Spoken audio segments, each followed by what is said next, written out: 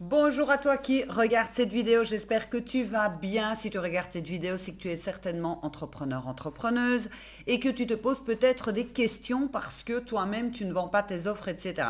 Je vais te donner les principales difficultés que j'ai pu observer chez mes clientes et elles n'en avaient pas forcément conscience.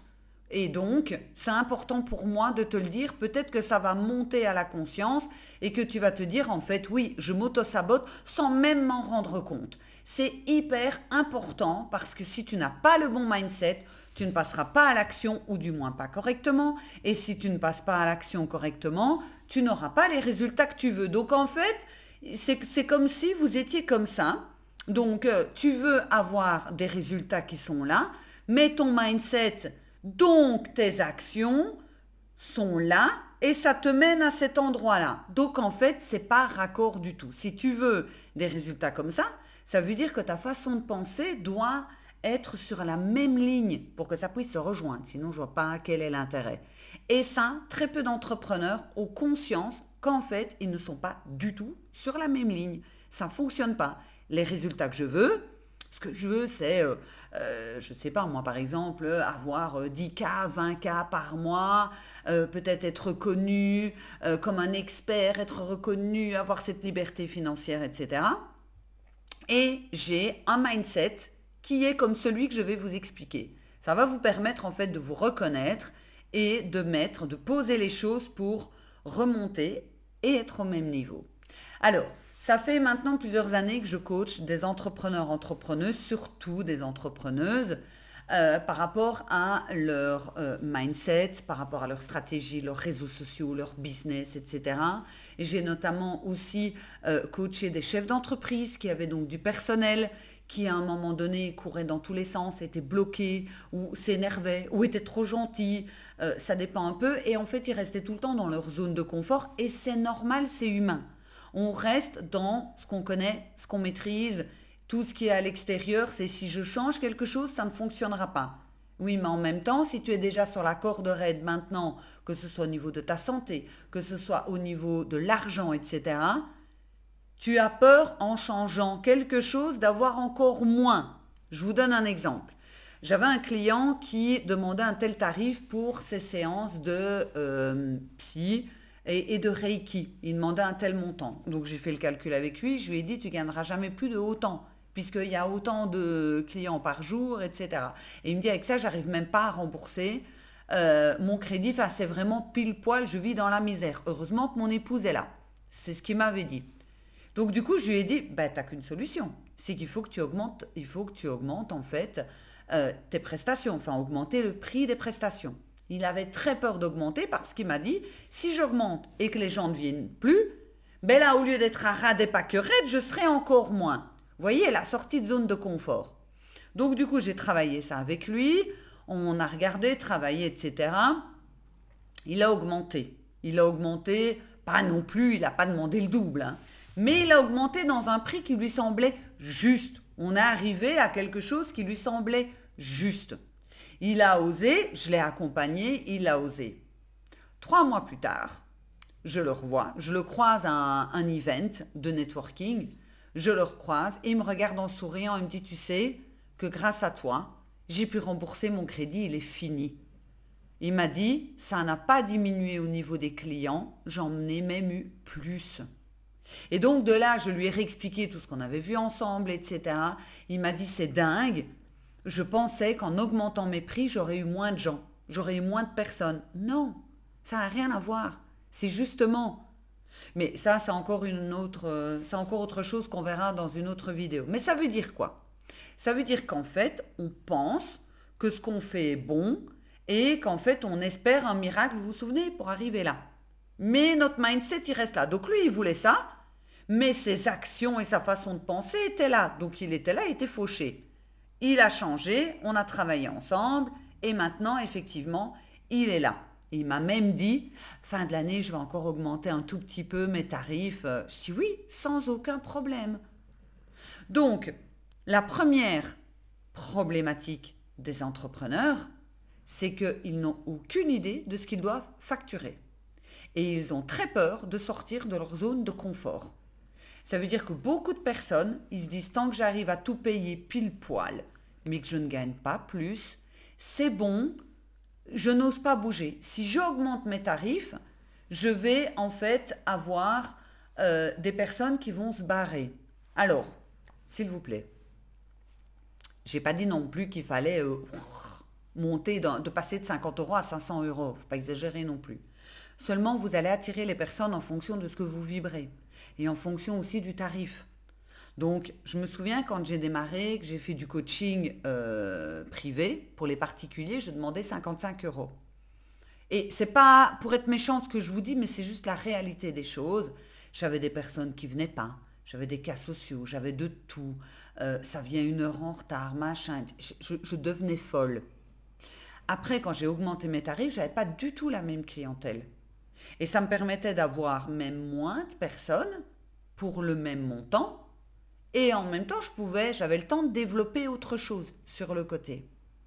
Donc, votre mindset, vous allez devoir le changer. Vous allez devoir faire un switch entre 2024 et 2025. Ça veut dire qu'au lieu de dire, elle a du succès, elle peut se permettre de demander un tel tarif, c'est plutôt de dire, ok, quelle est ma valeur, quelle est la valeur de la transformation, comment est-ce que moi je vois les choses, etc. Si vous avez difficile à ce niveau-là, c'est pour ça d'ailleurs qu'il faut se faire accompagner. Mais bon, bref, je ne suis pas là pour vendre mon truc. Donc si vous n'avez pas vendu ou si vous ne vendez pas en 2024, je vous ai dit, c'est parce que vous avez des blocages.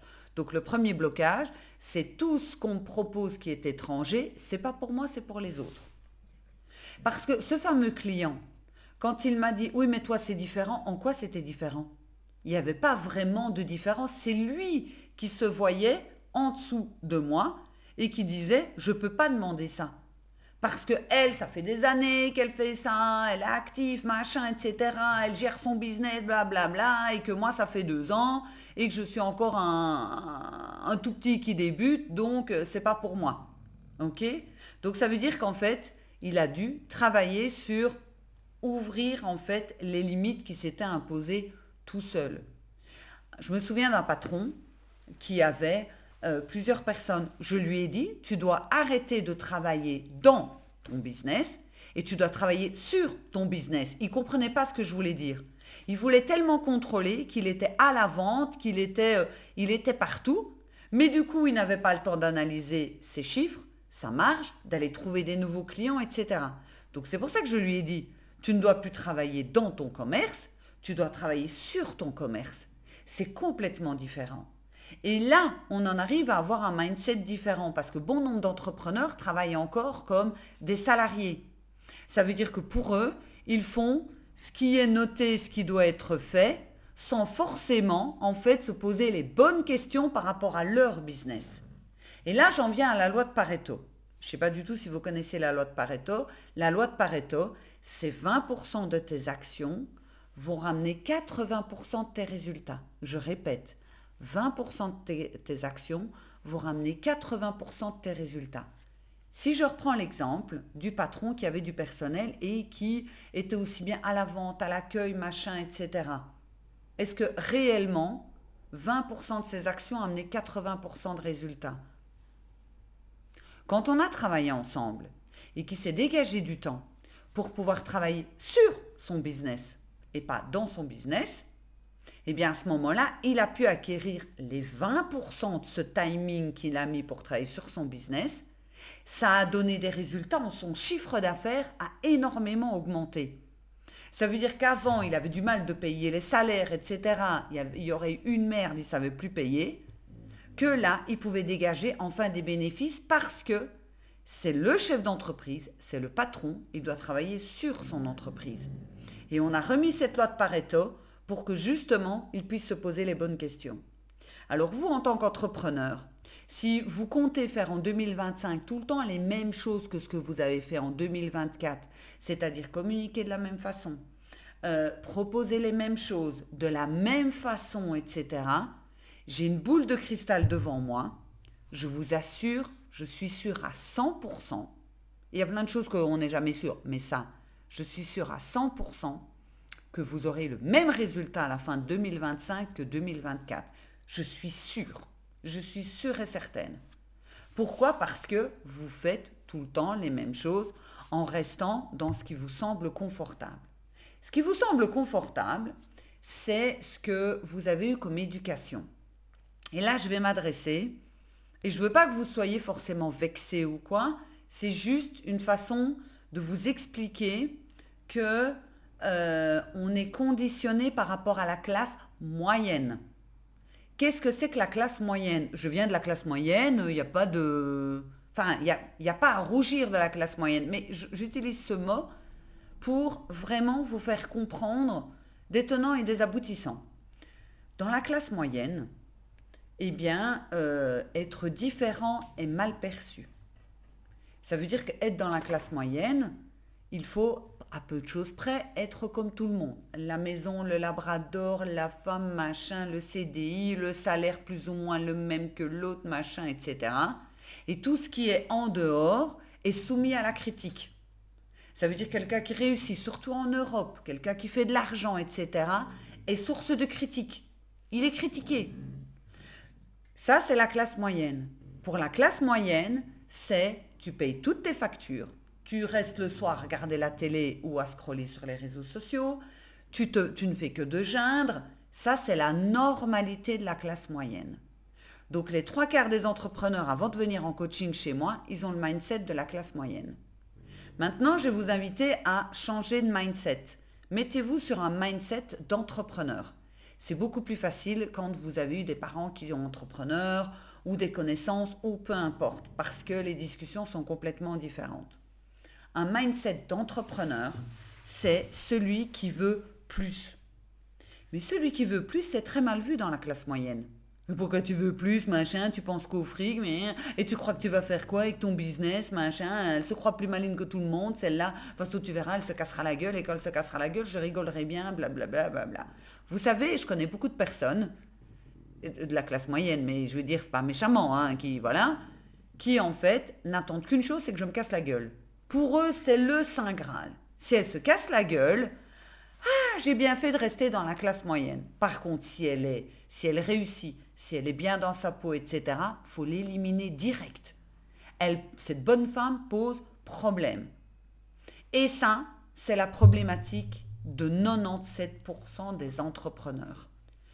Les entrepreneurs beaucoup d'entrepreneurs que j'observe sont des personnes qui ne veulent pas sortir de ce qu'ils croient être juste.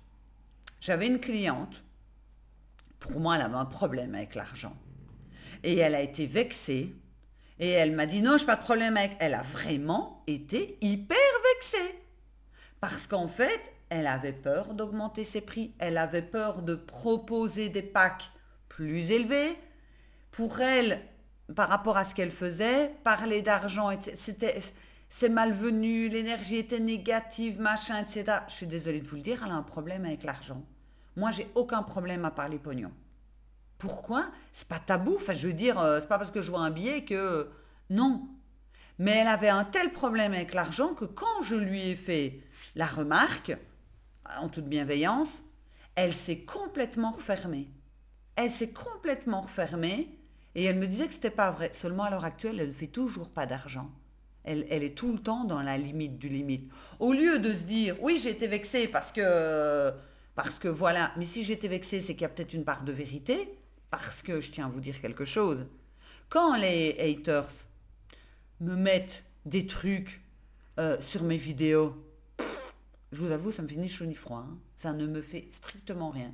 Pourquoi? Parce que ça ne me touche pas, parce que j'ai travaillé ça sur moi.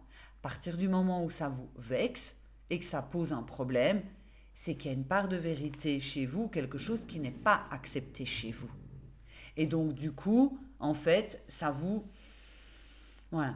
Cette personne, en tant qu'entrepreneur, aurait pu se remettre en question en disant « Ouais, ok, ça m'a énervé ce qu'elle m'a dit, mais je vais me poser la question parce que si elle me l'a dit, c'est qu'il y a une raison. » Je suis coach. Je coach des entrepreneurs, entrepreneuses. Si c'est pour vous dire que tout est nickel, je ne sers à rien. Je vous le dis sincèrement, ça ne sert à rien. Mon job à moi, c'est de vous mettre le coup de pied au derrière et de vous dire, quand ça ne va pas, de vous faire la morale et de dire, ça ne va pas. Si vous venez en coaching chez moi et que je ne vois que vous ne publiez jamais, ben, je suis désolée de vous le dire, je ne vais pas vous dire allez, ça va aller, tout va bien dans le meilleur des mondes. Non. Je vais vous dire, il y a quelque chose qui ne va pas, tu ne publies pas. Et on va travailler là-dessus. C'est quoi? La peur du regard des autres, la peur du rejet. Est-ce que c'est parce que tu estimes que tu n'es pas assez bien ou que tu ne crois pas en ton produit, tu ne crois pas en toi, ou tu as peur de la réussite, tu as peur de l'argent, tu as peur d'échouer, tu as peur que la classe moyenne se moque de toi, etc. C'est quoi? Et on va travailler dessus. Mais c'est mon job. Sinon, je sers strictement à que dalle. Tout ça pour vous dire que les blocages que vous pouvez avoir avec votre business, c'est uniquement vous qui vous les mettez par rapport à l'environnement dans lequel vous avez grandi et des personnes que vous côtoyez. J'ai pas d'amis, comme ça vous le savez, enfin des connaissances, mais j'ai pas d'amis. Pourquoi? Parce que j'en ai pas besoin et je me suffis entre guillemets à moi-même pour pouvoir justement avoir les idées claires. C'est pas que je refuse l'amitié, ça n'a rien à voir, hein. J'aime bien passer du temps avec des personnes, etc. Seulement, me donner un avis que je n'ai pas demandé, je vois vraiment pas quel est l'intérêt. Donc c'est hyper important, en fait, de vous poser vraiment les bonnes questions et d'arriver justement à, comment est-ce que je vais expliquer ça? À pouvoir vraiment vous remettre en question et de dire aussi, je prends pour moi la situation dans laquelle je suis. Je dois arrêter d'accuser les autres de ma situation. Ma situation au niveau de mon business, ma situation financière, je suis la seule personne responsable. C'est tout. Et également, vous devez aussi prendre en compte que votre mindset, ce que vous pensez du business, de l'argent, des gens qui font des vidéos, des gens qui font de l'argent, honnêtement, je ne parle pas des arnaqueurs, hein, sinon je n'ai pas d'intérêt. Comment est-ce que vous voyez l'intelligence artificielle? Comment est-ce que vous voyez le dropshipping? Comment est-ce que vous voyez l'e-commerce? Comment est-ce que vous voyez tout ça? Si vous voyez tout ça dans mauvais œil, c'est que vous travaillez encore à l'ancienne. C'est que vous êtes encore à l'ancien système. Je vais attendre le bouche à oreille pour que ça fonctionne. Bullshit. Bullshit. Je vais juste publier une fois semaine avec la photo d'une licorne en mettant un joli poème et les gens vont m'appeler pour prendre rendez-vous. Bullshit.